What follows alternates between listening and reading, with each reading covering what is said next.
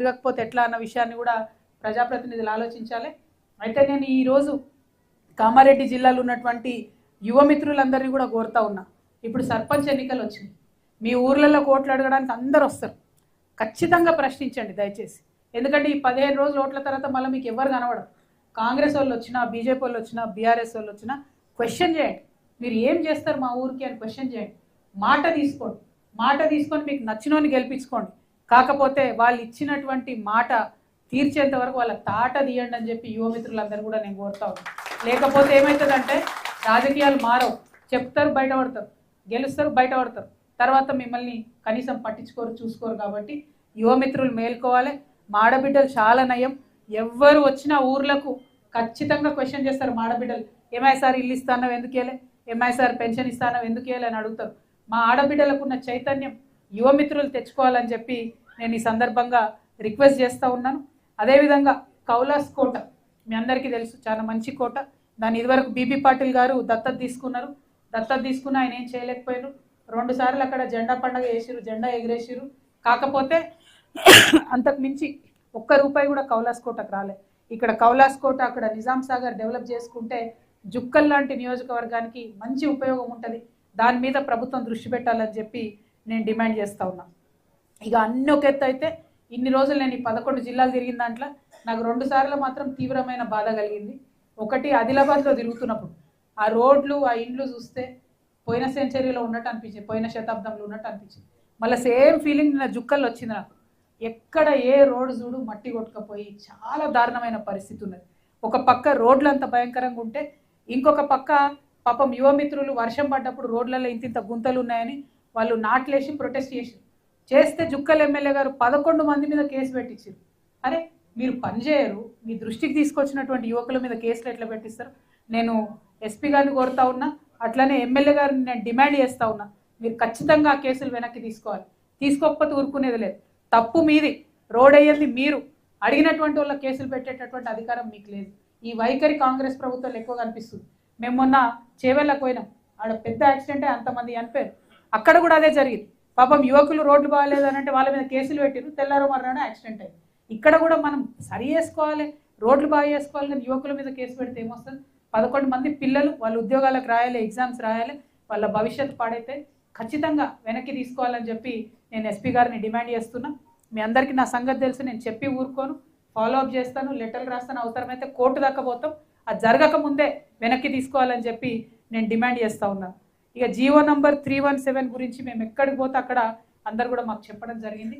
కేవలం టీచర్లే కాదు, అన్ని డిపార్ట్మెంట్లు, హెల్త్ డిపార్ట్మెంట్లో ఉద్యోగులు, అన్ని డిపార్ట్మెంట్లో ఉద్యోగులు జీవో నంబర్ 317తోని ఇప్పటికి కూడా ఇబ్బంది పడుతూ ఉన్నారు. ఆ జీవో నంబర్ 317 మీద బాగా మాట్లాడి రేవంత్ రెడ్డి గారు, కేసీఆర్ గారిని విమర్శించి అధికారంలోకి వచ్చింది.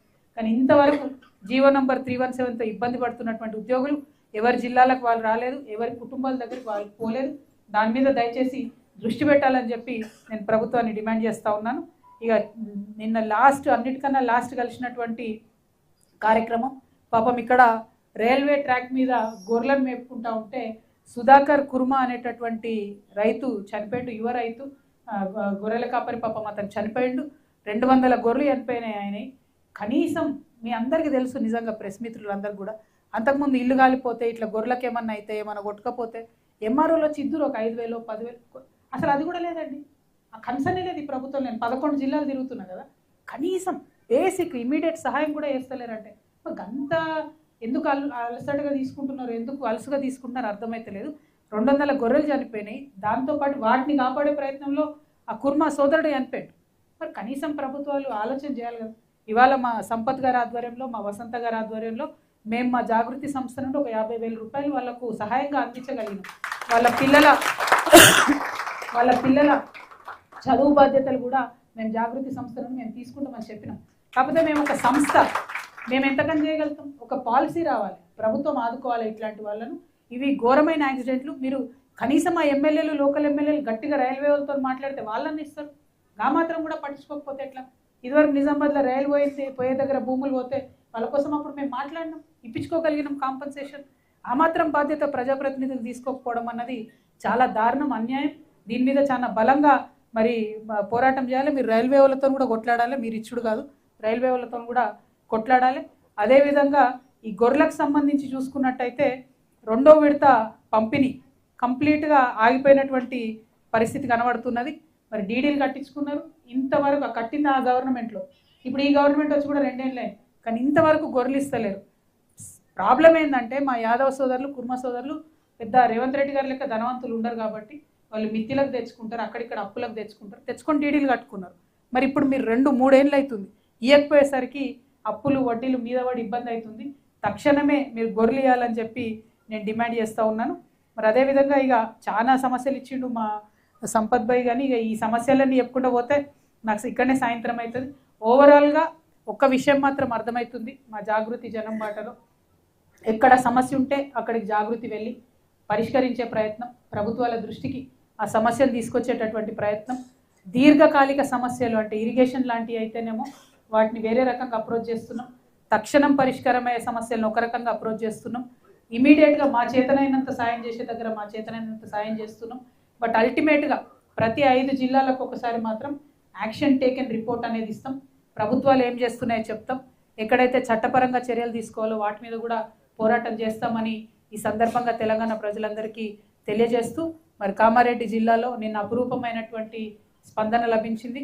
లింగంపేట ప్రత్యేకించి మా సంపత్ భాయ్ వాళ్ళ సొంత ఊరు, అక్కడ పెద్ద ఎత్తున బోనాలతోని ఎదుర్కొని మా ఆడబిడ్డలు గంటలు నిలబడి స్వాగతం పలికిండ్రు.